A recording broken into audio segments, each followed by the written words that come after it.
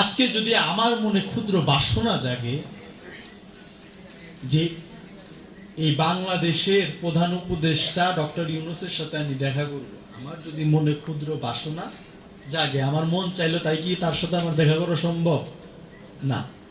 তার সাথে দেখা করতে গেলে আমার কিন্তু অনেক ভায়া নিতে হবে, অনেকের পিছনে ঘুরতে হবে, অনেকের কাছে যাইতে হবে, তারপরে আমার কপালে মিলে কিনা তার সাথে আমি একটু দেখা করবো, তাই না?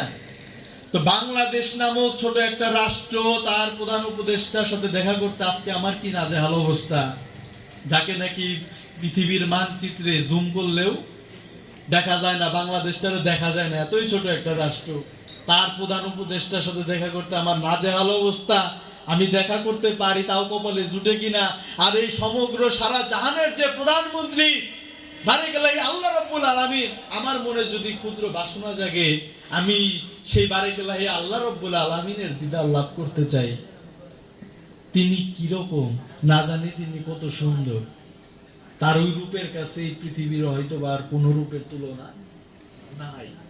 এই দুনিয়াটা কত সুন্দর, কাশ্মীর কত সুন্দর, তাই না? বাংলাদেশের পাহাড় সমুদ্র কত সুন্দর। দুনিয়াটা যদি এত সুন্দর হয়, তার থেকে তাহলে আরো অনেক বেশি সুন্দর। যে জান্নাতের আমরা বর্ণনা শুনি, সে জান্নাত না জানি আরো সুন্দর। সে জান্নাতের যে মালিক, তাহলে তিনি আরো সুন্দর। তার সৌন্দর্যের সাথে কোন সৌন্দর্যের তুলনা হয়? সেই সৌন্দর্য কে লাভ করার জন্য হুজুর পাক সাল্লাল্লাহু আলাইহি সাল্লাম 15 বছর 1 মাস 19 দিন হেরা গুহার মধ্যে ধ্যান সাধনা করলেন। ধ্যান সাধনা করার পর তিনি 40 বছর বয়সে নবুয়ত প্রাপ্ত হইলেন। দুনিয়াবি নবুয়ত প্রাপ্তের কথা বলতেছি। আর তার যদি নবুয়ত প্রাপ্তির কথা বলি, তিনি এই দুনিয়া সৃষ্টির আগেও নবী ছিলেন। আর যদি আমি দুনিয়ার নবুয়তের কথা বলি, 40 বছর বয়সে তিনি নবুয়ত প্রাপ্ত হইলেন। নবুয়ত প্রাপ্ত হওয়ার পর তিনি মিরাজে গমন করলেন। মিরাজে গমন করার পর হুজুর পাক সাল্লাল্লাহু আলাইহি সাল্লাম আমার বারিকাল্লাহি আল্লাহ রাব্বুল আলামিনের নিকট বলতেছেন, আজকে তো আমি কঠোর ধ্যান সাধনার পর, হুজুর পাক সাল্লাল্লাহু আলাইহি সাল্লাম বলতেছেন, ধ্যান সাধনা করার পর বারিকাল্লাহি আল্লাহ রাব্বুল আলামিন, আমি আপনার সাথে মিরাজ লাভ করলাম। আমার কপালে আপনার দর্শনটা মিলল, আপনার মিরাজ আমি লাভ করলাম। আমার এই বান্দাগণ, আপনার এই বান্দাগণ, আমার উম্মতগণ, আমার পাপী তাপী উম্মত, এরা কিভাবে আপনার দিদার লাভ করবে, আপনার মিরাজ লাভ করবে? তখন বারাকাল্লাহি আল্লাহ রাব্বুল আলামিন বলেন, আসসালাতুল মিরাজুল মুমিনিন, অর্থাৎ সালাতের মাধ্যমে মুমিন বান্দার মিরাজ। এজন্য বারাকাল্লাহি আল্লাহ রাব্বুল আলামিন আল কোরআনের 82 জায়গায় সালাতের কথা উল্লেখ করেছেন, সালাত কায়েম করতে বলেছেন, সালাত কায়েম করতে আদেশ করেছেন। এখন সালাত শব্দের অর্থ কি? সালাত শব্দের বাংলা শাব্দিক অর্থ স্মরণ ও সংযোগ, এবং এর ফার্সি শব্দ হচ্ছে নামাজ। আর বাংলা শব্দ কি? স্মরণ ও সংযোগ। আমরা যখন সালাত আদায় করতে দাঁড়াই কিবলামুখী হয়ে কাবাতুশ শরীফাতে আল্লাহু আকবার, এটা কিন্তু আমি স্মরণ করলাম। সারা জীবন কিন্তু আমি এইভাবে স্মরণ করে আসছি। সংযোগ কি ঘটাইতে পারছি? আমার কি সংযোগ ঘটছে? সালাত শব্দের অর্থ স্মরণ ও সংযোগ। আমি সারা জীবন স্মরণ করে গেছি, কিন্তু আমি সংযোগ ঘটাইতে পারি নাই। বিদায় সালাতের মাধ্যমে মুমিন বান্দার মিরাজ আমি আজও মিরাজ লাভ করতে পারি। কিন্তু আমি যদি সে সংযোগটা ঘটাইতে পারতাম, আমার এই কলবের সাথে আমি যদি সেই অদৃশ্য শক্তি, সেই কলবের সাথে কলব মিলাইতে পারতাম, তাহলে আমি এই ধ্যানের ঘরে সেই সুরত, যে সুরতের এক ফোঁটা দর্শন করার জন্য কত মানুষ পাগল হয়ে গেছে, রাস্তায় রাস্তায় ঘুরতেছে, তার একটা নজর আমি দেখতে পারতাম, না জানি সে কত সুন্দর। কিন্তু আমি সেই সুরতটা আজও দর্শন করতে পারি নাই, কারণ আমার এই ধ্যানের ঘরে আমি কখনো সেই ধ্যানের ঘরে সেই কলবের এই মানব দেহে 6টা লতিফা আছে, সেই লতিফার ধ্যানের জিকির আমি আজও করি নাই। আমি জানি না সেই ধ্যানের জিকিরের নিয়ম আর কানুন। এর জন্য এই বাংলার জমিনে যারা ওলিয়া উলিয়াগণ এসেছিলেন প্রত্যেক জনের কিন্তু মেন্টর ছিল। বাবা আজকে আপনি রাজমিস্ত্রি, এই কাজটা কিন্তু আপনার কারো না কারো কাছ থেকে শিখতে হয়েছে, বুঝছেন না? আপনি আজকে কাঠমিস্ত্রি, এই কাজটা আপনার কারো না কারো কাছ থেকে শিখতে হয়েছে, কিভাবে নকশা করে, আপনি দর্জি কিভাবে সেলাই দেয়, এটা আপনার শিখতে হয়েছে। আমি যদি আজকে একটা স্কুলের ছাত্র হই, আমারও একজন মাস্টার আছে। তদ্রূপ সেই তাসাউফের জ্ঞান লাভ করার জন্য, সেই গন্তব্যে পৌঁছানোর জন্য আমার একটা রাস্তা দরকার হয়, যে রাস্তার নামই হচ্ছে তরিক, এবং সেই রাস্তা পথ চেনাই দেওয়ার জন্য আমার একজন মেন্টর প্রয়োজন হয়। এই জন্য হুজুর পাক সাল্লাল্লাহু আলাইহি ওয়াসাল্লাম তার বিদায় হজ শেষ ভাষণ দেওয়ার পর, তিনি যখন শেষ ভাষণ দেওয়ার পর ফেরার পথে মদিনা এবং মক্কার মধ্যবর্তী স্থান গাদিরে খুম নামক জায়গায় ১৬ লক্ষ সাহাবীর সামনে কতগুলা উট এক জায়গায় করে, উটের মঞ্চ তৈরি করে, সেই মঞ্চের উপরে তিনি দাঁড়িয়ে সমস্ত সাহাবার সামনে, সেখানে ১৬ লক্ষ সাহাবা সেখানে উপস্থিত ছিলেন, সেই ১৬ লক্ষ সাহাবীর সামনে তিনি সেই মঞ্চের উপরে দাঁড়িয়ে হযরত আলীর হাত উঁচু করে বললেন, মান কুনতুম মাওলাহু ফাজ আলিউন মাওলা, অর্থাৎ আমি যার মাওলা, আমার আলীও আজ থেকে তার মাওলা। আমি হইলাম একটি জ্ঞানের শহর, আমার আলী হইল তার দরজা। আমার এই জ্ঞানের শহরে প্রবেশ করতে হইলে আমার আলীর দরজা দিয়ে আসতে হবে। ওহে আমার উম্মতগণ, জেনে রাখো মুনাফিক কখনো আলীকে ভালোবাসবে না। এবং তিনি দাঁড়িয়ে বললেন, আমি চলে যাওয়ার পর ইসলামের ৭৩টা দল হবে, তোমরা আমার যারা প্রেমিক, আমাকে যারা ভালোবাসো, আমার যারা উম্মত, তোমরা আলীর নিকট অগ্রসর হও। ৭৩টা দল কি হয় নাই? আমার তো মনে হয় আরো বেশি হয়ে গেছে। কেউ হানাফি, কেউ শাফি, কেউ মালিকি, কেউ আহলে হাদিস, কেউ ওয়াহাবি নজদিকে অনুসরণ করতেছেন, কেউ সুন্নি, কেউ শিয়া। আমরা কিন্তু বিভিন্ন মতবাদে জড়ায় গেছি।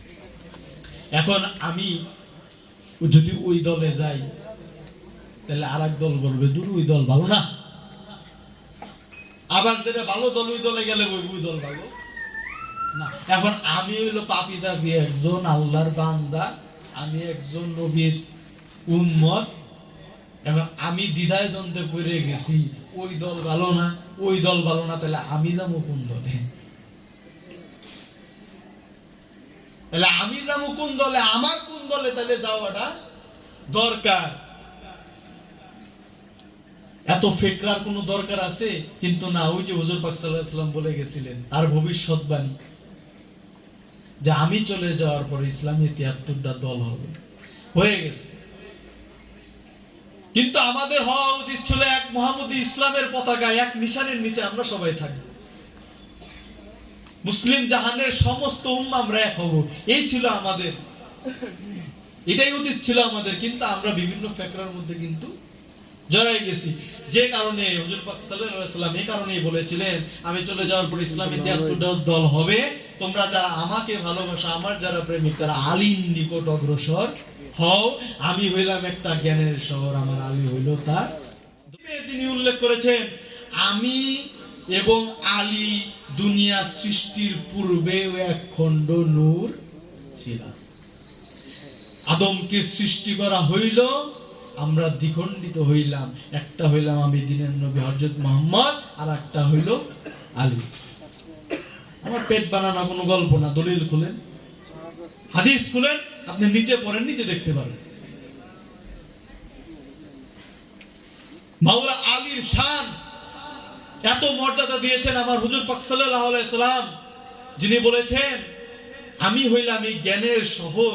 এই জ্ঞানের শহরে যদি আপনি প্রবেশ করতে যান, সে আলীর দ্বার দিয়ে আসতে হবে। তাহলে তাকে কত সুমহান উচ্চতায় হুজুর পাক সাল্লাল্লাহু আলাইহি সাল্লাম মাওলাইয়াত দান করে দিলেন। মান কুনতুম মাওলা ফাজ আলিউন মাওলা, আজকে থেকে আমি চলে যাওয়ার পর তোমরা আমাকে যারা ভালোবাসো, আমার যারা প্রেমিক, তোমরা আলীর নিকট অগ্রসর হও। তাকে আওলাকে মাওলা অভিষেক তাকে দিয়ে গেলে, অর্থাৎ মাওলা শব্দের অর্থ ছিল অভিভাবক। কিন্তু ভাগ্যের কি নির্মম পরিহাস, আমরা সে কারবালার ময়দানও দেখেছি না? ওসমান গনিকে হত্যা করা হয়েছে, সেটাও দেখেছি। মাওলা আলীকে নামাজরত অবস্থায় হত্যা করা হয়েছে, শহীদ করা হয়েছে, আমরা সেটাও দেখেছি। এবং কারবালা ময়দানের সেই নির্মম হত্যাকাণ্ডের পর সেই গদিতে ইয়াজিদকেও আমরা বসতে দেখেছি, দেখি না? এখানেই তো ইসলামের ভাগ হয়ে গেল। আমি হুসাইনের নাম মাথা উঁচু করে বলি, যারা ইয়াজিদের অনুসারী তারা কি মাথা উঁচু করে বলতে পারে? ইয়াজিদের নাম যখন বলে তাও মাথাটা নিচু থাকে। আমরা আত্মীয় স্বজন যাদের নাম রাখি, কারো নাম রাখি জয়নব, কারো নাম রাখি কুলসুম, কারো নামের পাশে দেই অমুক আলী তমুক আলী। কেউ কি ইয়াজিদ কারো সন্তানের নাম রাখছে? তারপরে এই বাংলার জমিনে এমনও মুনাফিক আছে যারা ইয়াজিদকে অনুসরণ করে, এমনও আছে। আমরা আজকে সেই কারবালার ময়দানে সেই এত ত্যাগ দেখার পর আমার হুজুর পাক সাল্লাল্লাহু আলাইহি সাল্লাম কলিজার টুকরা নাতি মাওলা হুসাইন, যাকে হত্যা করার পর, যাকে শহীদ করার পর তার বুকে ঘোড়ার পায়ে ব্লেড লাগে বুকে দৌড়ানো হয়েছিল, তার বুকটা ক্ষত বিক্ষত করে ফেলা হয়েছিল। এবং তাকে যখন শহীদ করা হয়, সে শহীদ করার পর তাকে যখন ধাওয়া করে, তখন তিনি পাহাড় উঁচু একটা জায়গায় দাঁড়িয়ে বলেছিলেন, আপনাদের ভিতরে কি একজনও মুসলমান নাই যে আমাকে বাঁচাইতে পারে? কিন্তু এখানে ছিল ৭,৫০০-এর উপরেও হাফেজ, ৭,৫০০-এর উপরেও ছিল আলেম। অর্থাৎ আজকে আপনি হাফেজ, আল কোরআন আপনি মুখস্থ করে ফেলেছেন, আপনি আজকে ৫ ওয়াক্ত নামাজ পড়েন, আপনি নামাজি, কিন্তু আপনার ভিতরে ঈমান নাই, কোনো দাম নেই। আপনি মুসলমান না। যে ব্যক্তি আত্মসমর্পণ যে পর্যন্ত না করলো, সে নিজেকে মুসলিম দাবি করতে পারবে না। সেই দিন কারবালার ময়দানে মাওলা হুসাইনকে যারা হত্যা করেছিল, কতল করেছিল, শহীদ করেছিল, তারাও নামাজি ছিল। তারা তাকে শহীদ করার পর আসরের নামাজ তারা আদায় করেছে। তাই শহীদ ফারুকী রহমতুল্লাহ আলাইহি তিনি বলে গেছেন যে উসমানকে যারা হত্যা করেছিল তারাও নামাজি ছিল, মাওলা হুসাইনকে যারা হত্যা করেছিল তারাও নামাজি ছিল, মাওলা আলীকে যারা হত্যা করেছিল তারাও নামাজি ছিল। আজকে আপনি ৫ ওয়াক্ত নামাজ পড়েন, আপনি হাজী গাজী মাওলানা, আপনি সব, আপনি নামাজি, কিন্তু আপনার ভিতরে ঈমান নাই, আপনার ভিতরে আহলে বায়াতের মহব্বত নাই, আপনার সমস্ত কিছু চলে যাবে। এজন্য বলছেন নবী আর আহলে বায়াতের উপর যে বান্দার নাই মহব্বত। নবীর আহলে বায়াত কারা? নবীর আহলে বায়াত তারাই যারা নবীর পরিবার। বায়াতের উপর যদি আপনার মহব্বত না থাকে, নবীর আহলে বায়াতের উপর যে বান্দার নাই মহব্বত, টাটকা কাফের দোজখের কি পাইবে না নবীর শাফাত। একদল নামাজ পড়তে পড়তেও যদি এই দেহটা করে ফানা, কিন্তু আল্লাহর এই আহলে বায়াত, নবীর এই আহলে বায়াত, এই পাক পাঞ্জাতের উপরে যেজন মহব্বত রাখলো না, হজ জাকাত নামাজ রোজা সকলই হবে বরবাদ। টাটকা কাফের দোজখের কি পাইবে না কখনো নবীর। তো হুজুর পাক সাল্লাল্লাহু আলাইহি ওয়াসাল্লাম আমাদের সেই অনুযায়ী আমল করার